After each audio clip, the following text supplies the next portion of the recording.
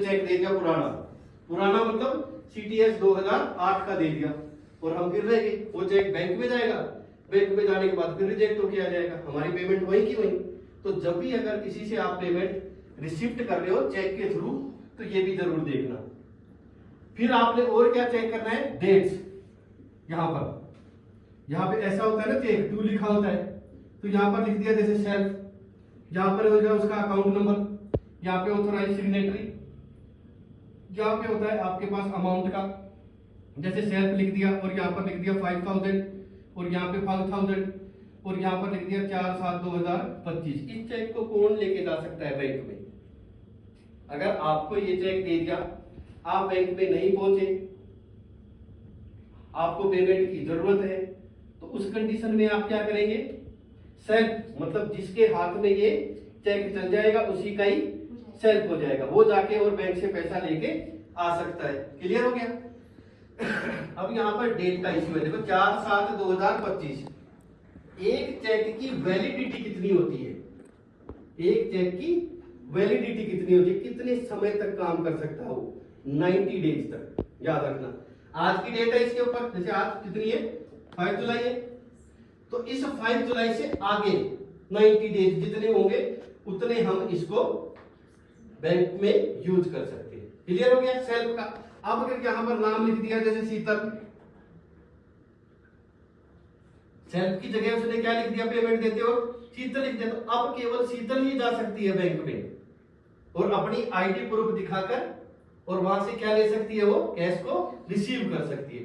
अगर इसी चेक को यहां पर इस कॉर्नर के ऊपर ऐसे कर दिया तो इसको बोलते हैं क्रॉस चेक, अकाउंट पेई चेक।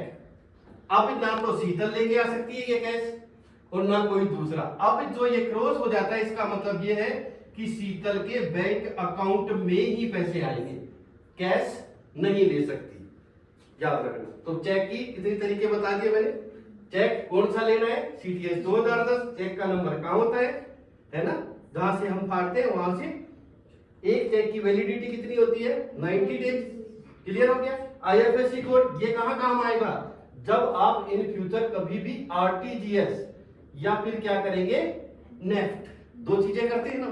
एक होता है फंड ट्रांसफर करना, फंड को क्या करना, ट्रांसफर करना। फंड को ट्रांसफर कब करते हैं, जब सेम बैंक हो, जैसे मेरा पीएनबी है, पीएनबी टू पीएनबी, तो ये हो गया। अब अगर मेरे को पीएनबी टू यूको बैंक भेजने पैसे, तो मेरे को रिक्वायरमेंट पड़ेगी सबसे पहले किसकी, आईएफएससी कोड की, अकाउंट नंबर, बैंक नेम। अगर बैंक नेम नहीं है तो यही बता देगा बैंक नेम। क्लियर हो गया सबको? अब यहां से अगर आप 1 लाख रुपए से ऊपर किसी को पैसा भेज रहे हैं तो आप क्या करेंगे, आरटीजीएस।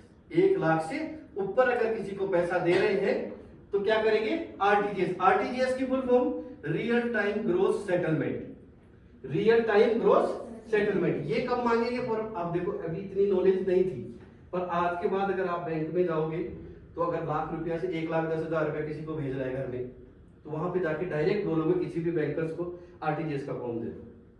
क्लियर है ना? अब 1 लाख रुपए से नीचे क्या करेंगे हम, नेफ्ट। 1 लाख रुपए से नीचे मतलब 1 रुपए से लेके और 99,000 तक अगर किसी को भेज रहे हैं तो कौन सा फॉर्म मांगेंगे, नेफ्ट का, national electronic fund transfer. Clear हो गया? बैंक में कोई बेवकूफ नहीं बना सकता ना, पक्का? तो थैंक यू, है ना।